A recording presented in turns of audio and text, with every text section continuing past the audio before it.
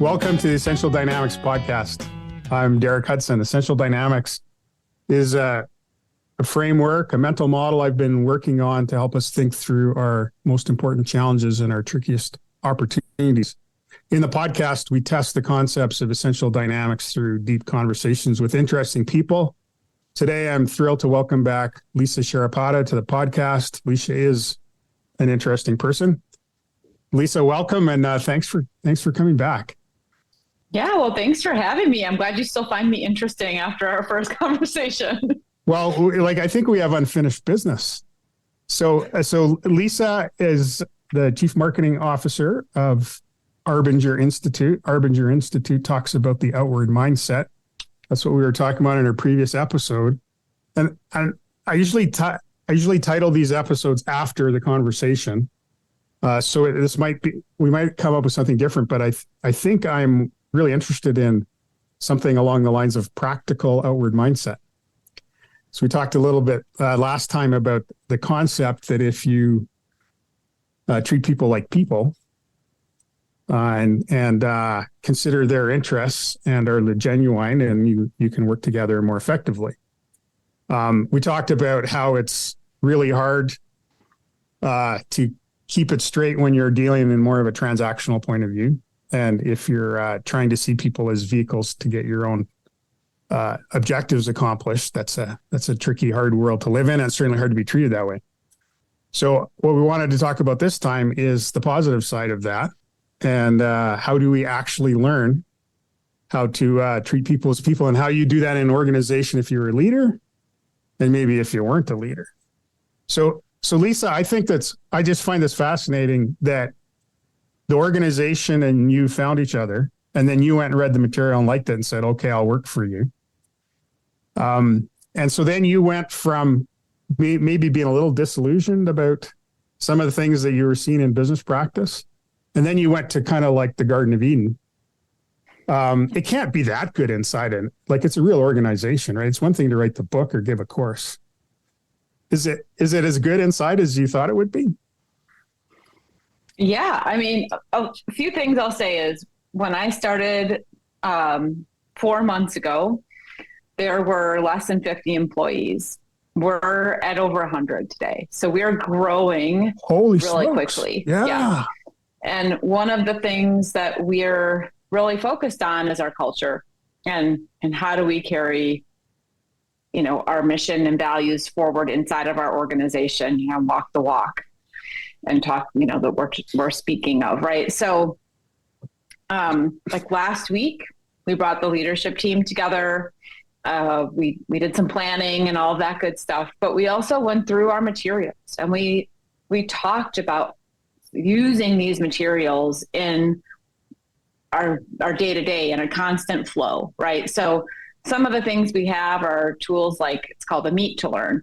So when you're new, when someone comes on, there's a tool for that. So it's like everybody knows what to expect in that conversation. When you see a meet to learn get put on your calendar, you know what that is, what's kind of expected in that conversation, and it helps, right? But I mean, those are kind of basic things. Like, I think, you come on, you already probably know that you're going to start creating, having meetings with other people, but we have another tool. It's called Start the Right Way.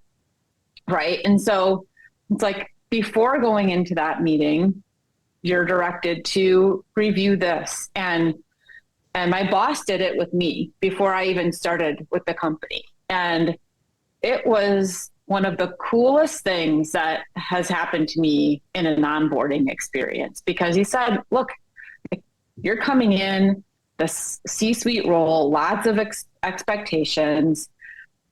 What would it be like if you showed up in the box in Word, right? I would probably need to be seen as competent, better than the other candidates. I'm important, self-important, highly qualified. And how would I show up? If I show up that I need to be seen as highly qualified and better than the other candidates, or I could come across as judgmental or arrogant or unapproachable, closed-minded, or maybe I'm nervous. I need to be seen as this, but I'm worried I'm worse than the other candidates. Another trait of being in the box. I might be nervous. I might need to act like I have to prove myself right away. And I mean, we've seen this, and I'm sure I've done many of these things, and I've seen it with other people coming in, right? And it rubs everybody the wrong way. You're getting off on the wrong foot. And so it's just like, it's checking yourself, right? And I used to call it like, check your ego at the door and just do some self-reflection, like look in the mirror. And now like I have these tools, and it's like just checking my mindset. And then there's what's the outward way of doing that. And so being curious, being humble, asking open-ended questions, seeking to learn from other people. One of these meet to learn questions is, how will my role impact your role? How have you worked with my role in the past, or my role didn't exist? How do you see yourself working with my role? And truly being curious and thinking through what it must be like to be that person who's now got someone who's going to be coming in, changing the dynamic of their day-to-day, right? And so if I can genuinely be interested in what they're doing in their role and put myself in their shoes and understand that impact, and we can talk about the goals and mission of the company and the greater good, and start to think through like, well, how could we work together that would benefit everyone, right? And we start the conversation that way, instead of me coming in needing to show that I'm the best candidate or highly competent. Like, just pause there and say, just imagine the difference between those two scenarios. My mind is going crazy because I'm replaying all kinds of scenarios that I've participated in the past. And one thing that strikes me is the recruiting process, the ones that I've sort of been through and probably administered and sometimes, really seems set up to set people up in the box, because you're looking for this list of qualifications that's better than the other person's list of qualifications, and then you hire someone, and then you say, now prove that we made the right choice because you have these qualifications.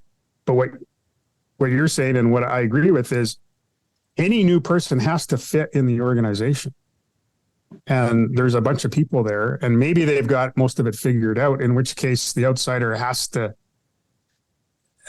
merge into that and add value, which is a little bit different than I'm going to shake everything up. Well, and I think it's interesting because, one of the things they say as they're going through this interview process is, well, let's see if this person's the right culture fit. Right. And we're not all the right culture fit for different cultures. Yeah. And as I said to you in my first conversation with you, is that one of the things I said going in to this new job search was, here's my boundaries. This is the culture I'm looking for. I'm not going to try to fit into somebody else's culture again. Like, I know myself well enough to know at this point in my career, the kind of people I want to work with, the kind of environment I want to be in, the kind of mentality I want the team to have. And it's not just about like being nice. We have to make tough decisions. That still happens. I've had to make a lot of hard decisions since I've been here, and it's not all felt all warm and fuzzy and great. But again, I go back to like, well, okay, so we have some frameworks. Another framework or tool is called the 3A plus. And the 3A plus is a way that we can use to kind of measure our effectiveness. And this is, again, something that we were talking about last week, is like, we should be doing this every single month. And the 3A plus, it's the the 3, you can be a 1, 2, or a 3. So a 1 means that you're not effective at performing in your role. A 2 means, and that you probably don't have the skills to do it. A 2 means you have the potential to do your role at the highest possible level, but you still just, there's things that you need to improve upon. And the 3 is that, you're fully capable. You're doing it the way it should be done, the way that it's expected to be done, right? And then you've got the A, B, or C. So that's how, so rate your impact on abilities to achieve your objectives is the A, B, and C, And then so there's kind of layers of that, right? And it's also how you're impacting others then. And then, so the A, B, and C is like, I might be a 3, but I'm stepping on every single person's toes to get there. And I'm hard to work with and, kind of manipulating the system or whatever it is. Or, again, it's like this all costs mentality of like, I can do my job, but this is the bubble I'm going to be in. And I might be really good at these things, but get out of my way. And so, then I'm impacting others. And so there's the grade on that, right? And then there's a plus or minus. And it's like, am I putting the right effort into the right things or not? And that's the plus or minus. So when we start to look at this on a consistent basis, I mean, first of all, then we're all speaking the same language. We all know how to talk about these things with each other. Makes it a lot easier. If someone's not performing at a 3, we can talk about, well, this is what needs to happen. And we're having this constant dialogue. It's not, hey, at the end of the year, you know what? You're not going to get your bonus because da-da-da. Or, we're having layoffs. We decided to cut you because you're not doing your job the way we want you to do it. So you didn't make the cut, right? It's like this conversation's a constant flow, and we're all in this together, and we all know what these things mean. And, if you're a 1 in this role and you're just truly not capable of doing what's needed to be done, like truly, hopefully that's determined before you're hired, right? But let's say you're a growing company, your role's changed, you've been asked to take on something new, right? At least now there's this framework and a way to talk about this where this is the role and this is the expectation, and let's rate this together. Let's talk about this and give you a chance to, give input to, and also give you a chance to go talk to other teams and other people that you work with to understand how you're impacting them, so that you're proactively now basically in control of your own destiny. And the onus is on you to fill out that form every month, have that conversations with the other teams, have the conversations with your managers, self-reflect. So again, there's tons of tools like this, but this is the kind of stuff that we just use in the flow of our business that we're also, teaching our accounts how to use, and makes a big difference. So to maybe reflect that back, there's a measure of doing the job. There's a measure of how you treat other people, how you work with other people in doing the job, and then whether your effort's in the right direction or not. Is that yes. Right? So your capability, right? Yeah. To do the job, 1, 2, or 3. 3 is the best. 1 is not capable. And then your impact on others' ability to achieve their objectives is the A, B, or C. And then the rating your effort, and are you putting your effort into the right places? So let's say you're 2, you need to really work on understanding, you're a copywriter, you need to work on understanding the work better in order to effectively write blogs, which is one of your jobs. Well, we could identify that there's these things that you need to be doing to learn the work. Some of it might be going to the training. Some of it might be interviewing and asking questions of people or learning. Some of it might be reviewing the red lines that get put into the materials when you're getting things fixed. And, I've worked with a lot of people over time where it's like, oh, I did all this stuff and I read this book you mentioned once and I listened to all these sales calls and I did that. And it's like, well, did you read and look at the red lines and the notes and all the things I marked up? No, I just accepted all your changes. Well, it's like, okay, that your effort is not in the right place. Let's shift your focus to these are the best ways you can learn how to do these things. Okay. I like that a lot. I used to work with a lot of engineers and scientists, and they would want to know if the 1, 2, 3 and the ABC are equal weighting or what the weighting was. And they want a number that comes out of that. It's not quite like that, is it?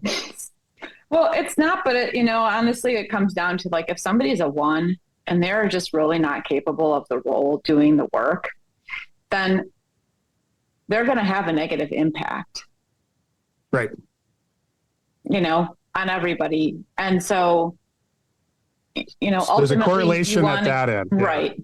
Yeah. You want to get people to a 3A plus. And if you just after time see that there is no way this person is ever going to be able to achieve that, that's when the conversation, and there's some gray in this. This is, I get it, but I got to tell you, I have no problem. It's hard, but I have no problem helping people find opportunities outside the organization. The way I look at it is that the employee-employer relationship has to be win-win. And if it's not working, and this is something we talk about too, right? You see people as people, then if it's not working for you and they're impacting everyone else negatively, you've got to think they must be pretty miserable. Yeah. Right. It can't feel good to show up to work every day.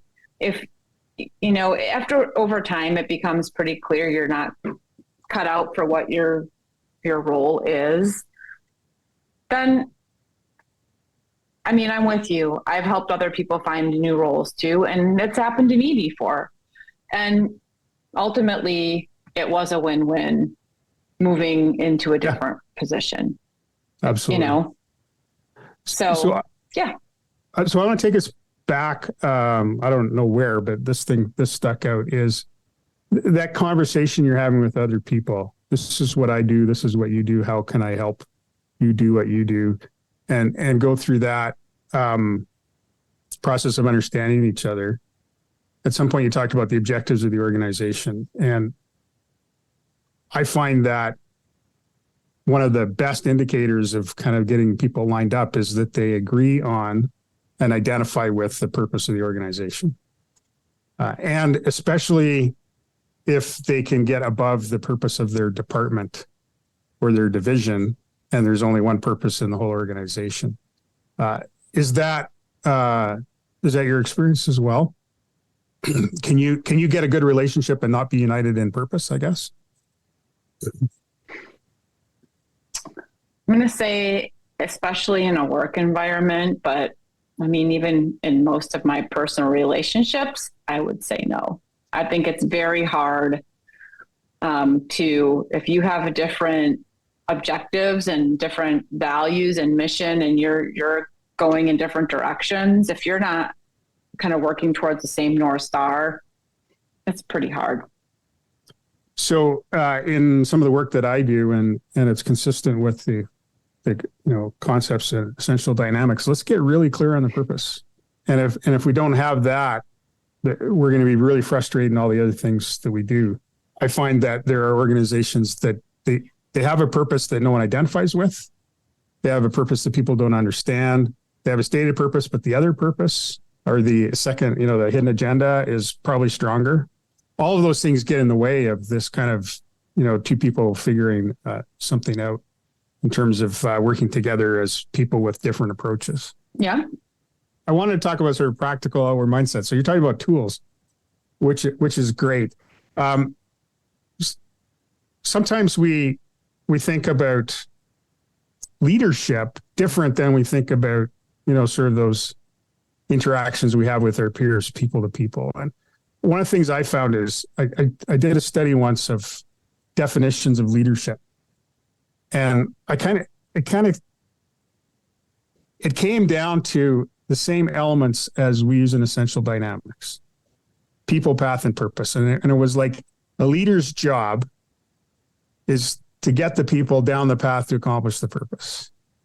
And a lot of time, and it was stated in a bunch of different ways, but it really came down to that. And a lot of time that get the people down the path is despite what they want. It's manipulation. It's defined as treating people as objects. If you have the outward mindset, what's the definition of leadership that makes more sense? I mean, that's a great question. I don't have like a typed definition of leadership, based on specific outward mindset, sitting here in front of me. But I would just say that part of our mission and purpose is this notion of helping leaders create a people-centric culture that's going to drive these exceptional results. And again, it goes back to if people don't feel included and like they belong and that they have a choice in what they're doing and have their mind made up that they want to be a part of it, it's not going to be sustainable. You're not going to achieve those objectives with them, right? And so the whole, again, premise of all of this is that this outward mindset creates an environment where people are at the center of your culture, and we're working together to drive towards those exceptional goals and results together. And, that's it. And I've read something a while ago. It's like, leadership isn't about getting people, like telling people what to do or getting people to follow you. It is when people willingly want to follow you, that's when you become a good leader. And so I think if you think about things that way and that difference, I think that kind of sets the tone for what we're trying to accomplish. Absolutely. I was going through my notes or my highlights on my Kindle account for leadership and self-deception, and I highlighted one phrase, which was just the end of a sentence, but it was our purpose of the organization in the story was to achieve results together. And I flipped that into my language. Achieve results together is achieve is the path, results is the purpose, and together is people. There isn't anything else. And achieve results together is more of a judgment statement, which is we're going to work together to achieve the results. And these other statements about leadership are we're going to get the people to do what we want them to do to get the results that we want. It maybe sounds similar, but it is very different. And I mean, I would hope that your audience here would appreciate that difference, right? We all know what it feels like to be told this is what you have to do and this is how you're going to do it. And that feels very different than this is what we're trying to achieve. How can you help us get there? And my study, both reading and experience about motivation, is there's only one kind of motivation, which comes from the inside, and people want to be a part of something, they want to achieve something, and if you tap into that, you've got everything. If you don't have that, you've got a vending machine. If you don't put enough nickels in, you don't get what you want. If you do put enough nickels in, you'll get the minimum. Even that's temporary. I mean, look at the Great Resignation, right? I mean, people have gotten to a point where it doesn't matter how much you're paying them or not paying them, whatever. I've been doing a lot of research recently around this, and it's like, why are people quitting? It's, some of it's pay and some of it's not feeling like they're making enough money or this or that or the other thing. But the biggest thing is disrespectfulness, not being treated with dignity, unethical behavior, and lack of integrity in the workplace, managers treating their employees like objects and abusively, failure to promote people based on, not looking at DEI and those types of,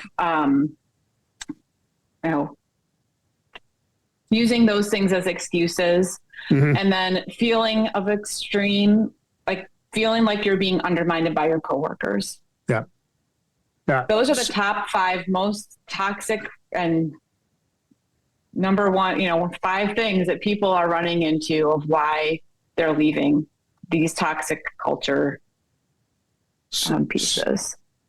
So I believe that leaders of organizations who adopt this mindset, whether they know it's consistent with what Arbinger is teaching or not, or if these are like just foundational principles, leaders can accomplish a lot in changing the culture of organizations. Individuals who aren't leaders in their own space, I believe, can also have a big impact. And I also believe it's the only way to live. And it's despite the fact that it seems hard to care about what other people think, it's an easier way to live than to calculate all of the transactions that you have to do to work your way through life and not care about what people think. Is that calculus correct?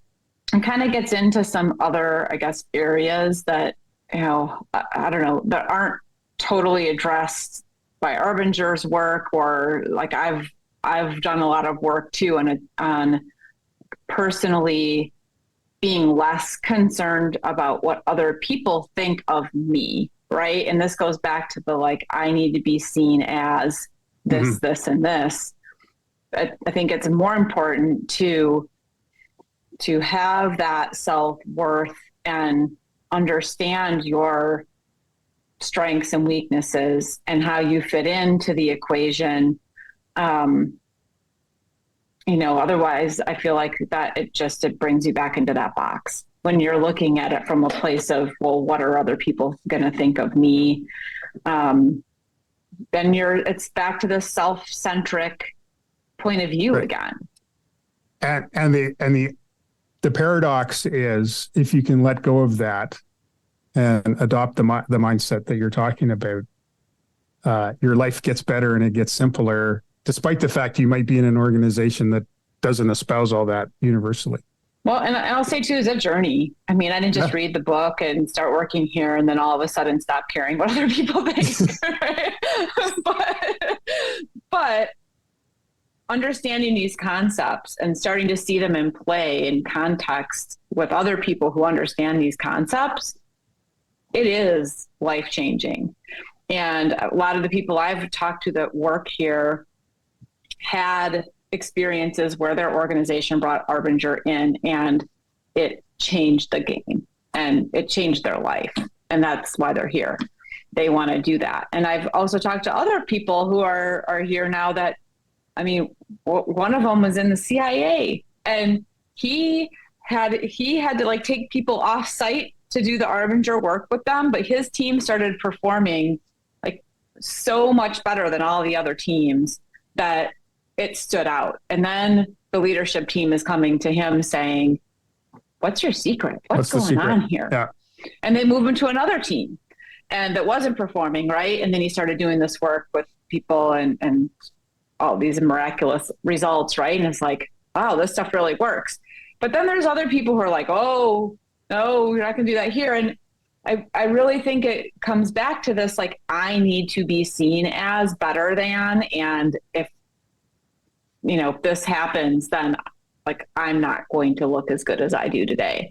And so that, you run into it, like every place, everywhere, you're still going to always run into challenges. We're human and everybody has their baggage and their, different things that they bring to the table. And,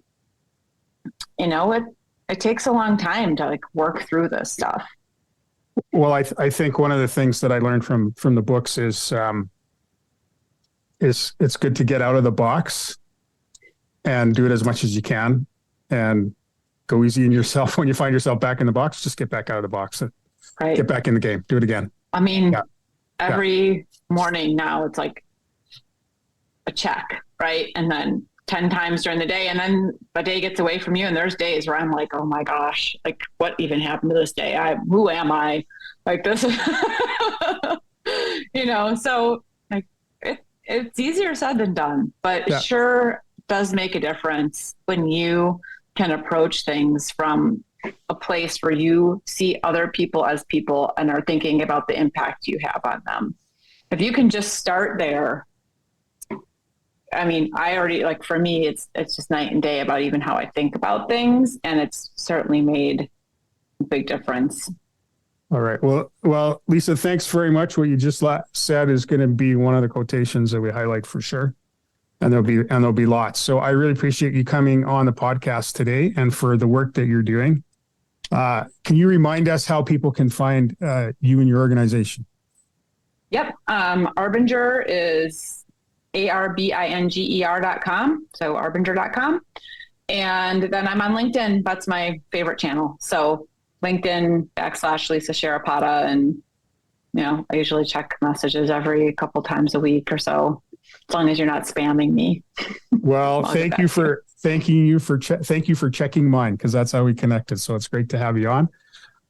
So Essential Dynamics podcast is brought to you by Unconstrained, the consultancy that helps leaders work through their trickiest opportunities. And you can find us at getunconstrained.com.